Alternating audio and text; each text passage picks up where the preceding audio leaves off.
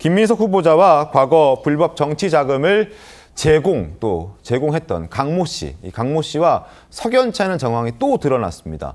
강 씨가 김 후보자에게 미국 유학 생활비 등을 제공했다는 거 다들 잘 알고 계시죠? 화면 보면서 좀 더 설명을 드릴게요. 자, 당시에 김민석 후보자에게 오피스텔도 제공한 것으로 지금 보도가 나왔습니다. 과거 불법 정치자금 제공자였던 강모 씨가 소유하고 있던 오피스텔을 김민석 후보자가 전입신고했다는 거죠. 그 기간은 지금 2008년부터 2010년 약 2년 동안 김민석 후보자가 여기서 거주한 것으로 보여지고 과거 판결문에 따르면 김민석과의 관계에 형제 같은 사이다라고 또 적시가 되어 있다고 합니다.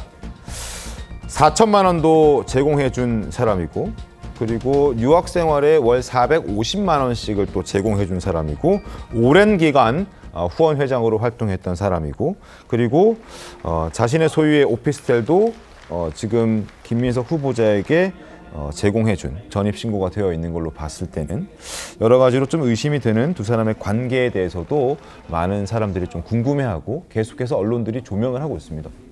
자, 조홍천 의원님, 저 관계는 어떻게 좀 봐야 되겠습니까? 네, 제가 민주당에 몸담았을 때 보면은 386 운동권 출신들이 네. 대개 보면 이제 민주화 운동을 거치고 그 이후에 정치에 투신해서 네. 현직에 있을 때는 뭐 세비가 나오니까 괜찮은데 낭인 시절 낭인 어쨌든 낙선하고 뭐 그러면은 네. 조금 막막해지잖아요.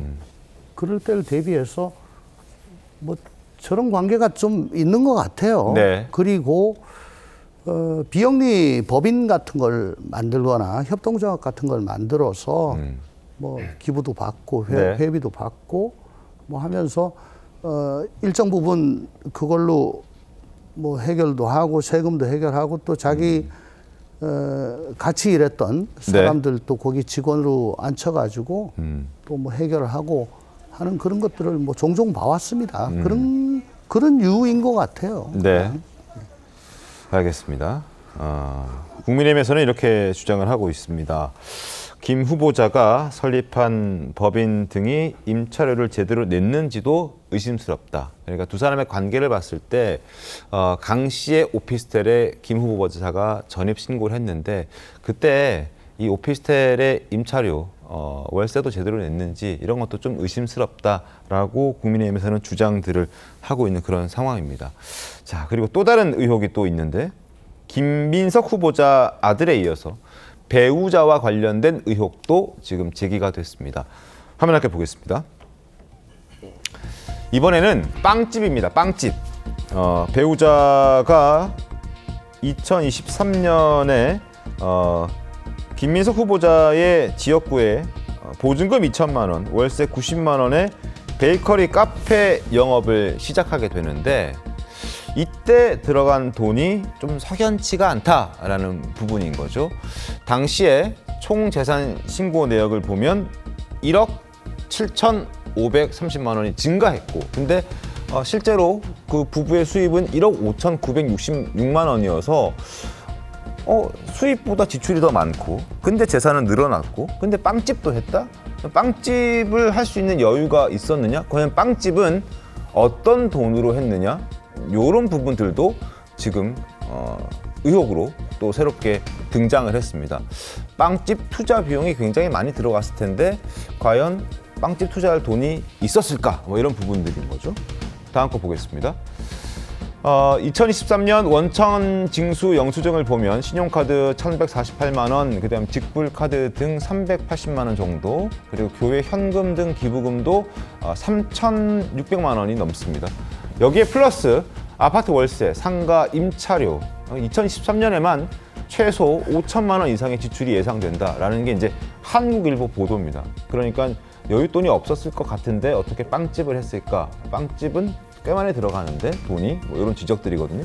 어떻습니까, 김광석 변호사님? 김민석 후보에 대한 논란이 이제 거의 돈에 관한 거예요. 네. 그것은 이제 본인이 아까 낭인 생활 얘기했지만 결국 정치인으로서 생활을 한 18년 하지 못했잖아요.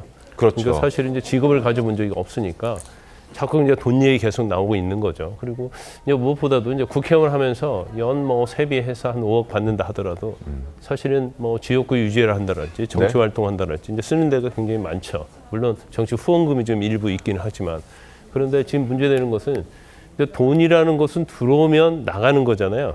그러면 이제 들어온 돈이 나가고 나면 남는 돈이 얼마인가 딱 계산이 딱 떨어져야 하는데 이제 그런 부분이 하나도 안 맞다는 거죠. 그러면 지금 본인이 이제 소명을 많이 하고 있지만 지금 베이커리 빵 가게를 지금 재무난 부인이 이제 하고 있다는 거 아닙니까? 그러면 그럼 투자 비용은 그러면 어디서 난 거냐? 한 1년 반 정도 하고 그만뒀답니다. 방금. 그렇죠. 근데 만에 하나 뭐 외부에서 빌려왔다고 한다면 또 빌려왔다고 사실은 재산 등록 신고를 또 해야 하거든요. 네.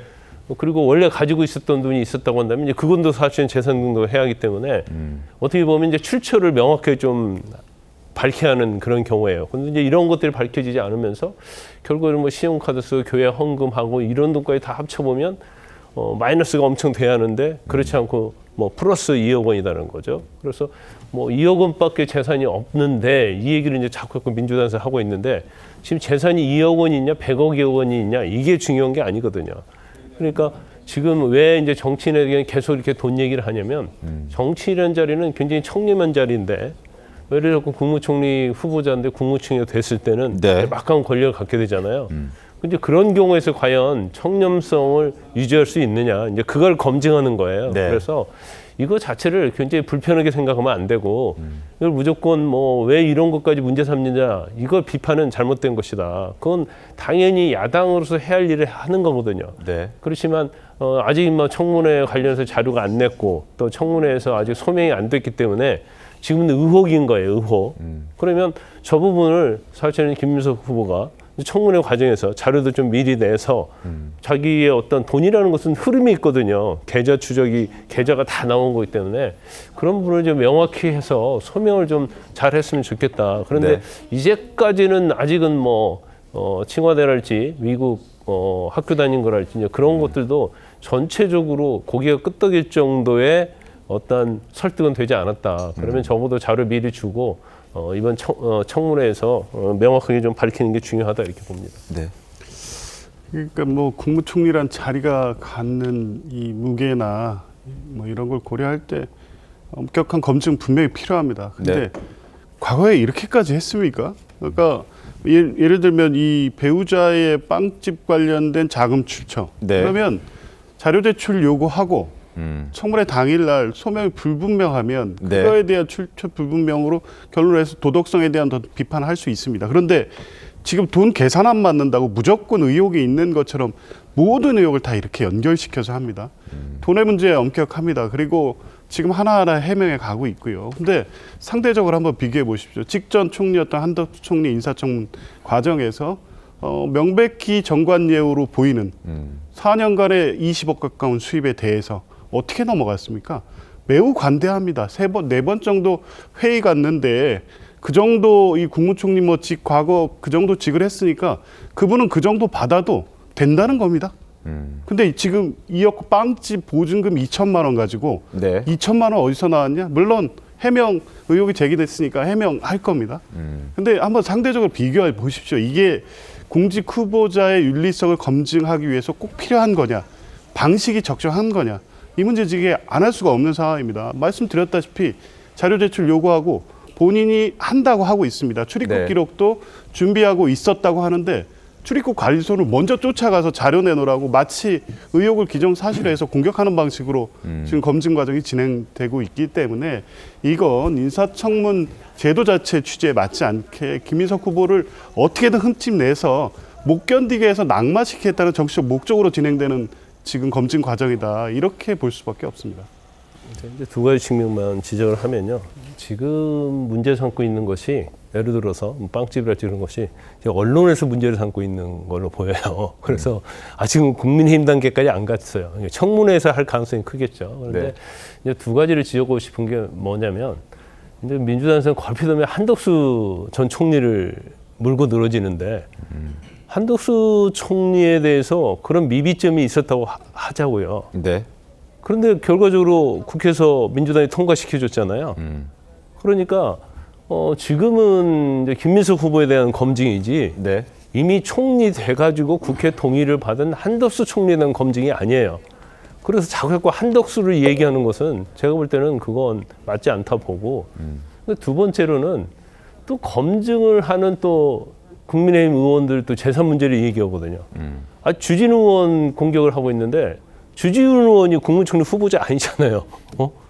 그러면 주진우 의원이 지금 뭐가 잘못되고 뭐가 맞지도 않고 그런 것도 나타나지도 않았는데 오히려 지금 검증의 의혹을 제기하는 단계잖아요. 제기하는 단계. 그렇기 때문에 이거에 대해서는 사실은 뭐 소명하면 되는 것이지 네. 의혹을 제기한 것에 대해서는 비판하는 것은 잘못된 거죠. 알겠습니다. 자, 김민석 후보자 오늘 아침에도 한 라디오 방송 나가서 경조사 출판 기념회를 통해서 8억 원 정도를 지금 마련했다라고 주장을 하고 있고 그 출처는 다 밝힐 수 있다라고 얘기를 하고 있습니다. 경사, 결혼, 조사, 출판 기념회도 2번이나 했다. 축의금 받았다는 취지로 얘기를 하고 있고 어차피 숫자는 다 이제 공개를 할 것이다. 자료 제출 시한이 있으니까 그 시한을 어기지 않았다. 그러니까 그 시한 안에 반드시 제출해서 숫자를 다 공개하겠다. 한 점 의혹 남지 않도록 하겠다라는 주장을 했습니다.